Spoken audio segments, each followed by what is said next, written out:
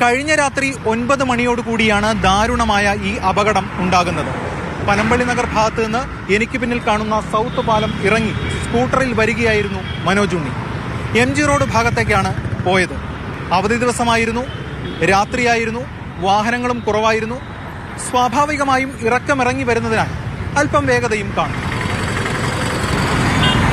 പാലത്തിന്റെ ഇറക്കത്തിൽ തൊട്ടുമുന്നിൽ വളഞ്ഞമ്പലം ഭാഗത്ത് ഇവിടെയാണ് പോലീസ് വടം കെട്ടിയിരുന്നത്. റോഡിന് കുറുകെയാണ് വടം വലിച്ചു കെട്ടിയത്. പ്രധാനമന്ത്രിയുടെ സുരക്ഷ മുൻനിർത്തിയായിരുന്നു പോലീസിന്റെ നടപടി. MG റോഡിലേക്ക് വാഹനങ്ങൾ കടക്കരുത് എന്നതായിരുന്നു പോലീസിന്റെ ലക്ഷ്യം.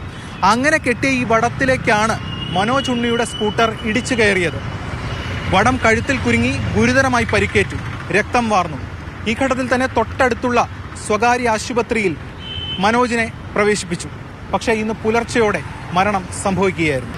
പാലത്തിന്റെ ഇറക്കത്തിൽ ഏതാണ്ട് ഈ ഭാഗത്ത് വെച്ച് മനോജിന്റെ വാഹനം തടഞ്ഞിരുന്നെന്നും എന്നാൽ നിർത്താതെ മുന്നോട്ടെടുക്കുകയായിരുന്നുവെന്നുമാണ് പോലീസ് പറയുന്നത്.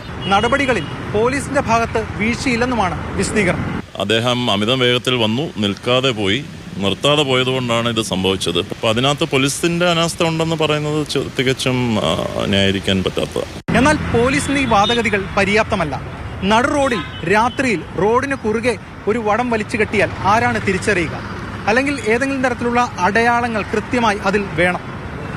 ഇനി അതുമില്ല എന്നുണ്ടെങ്കിൽ നടു റോഡിൽ പോലീസിന്റെ സാന്നിധ്യം, അതായത് മധ്യഭാഗത്ത് വാഹനങ്ങൾ വഴിതിരിച്ചുവിടാൻ പോലീസ് വേണം. ഇതൊന്നും ഉണ്ടായിരുന്നില്ല എന്നതാണ് ഏറ്റവും പ്രധാനമായും എടുത്തു പറയുന്നത്.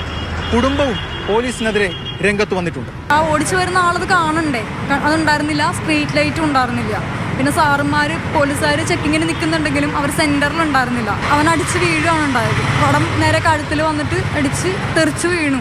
മനോജ് ഓടിച്ചിരുന്ന വാഹനമാണ് റോഡിന് സൈഡിൽ ഇങ്ങനെ അനാഥമായി ഇരിക്കുന്നത്. വീഴ്ചയിൽ വാഹനത്തിനും തകരാറ് സംഭവിച്ചിട്ടുണ്ട്. ഒരു കുടുംബത്തിന്റെ അത്താണിയാണ് ഇവിടെ ഇല്ലാതായത്. VVIP സുരക്ഷകളൊക്കെ തന്നെ നാടിന് ആവശ്യമാണ്.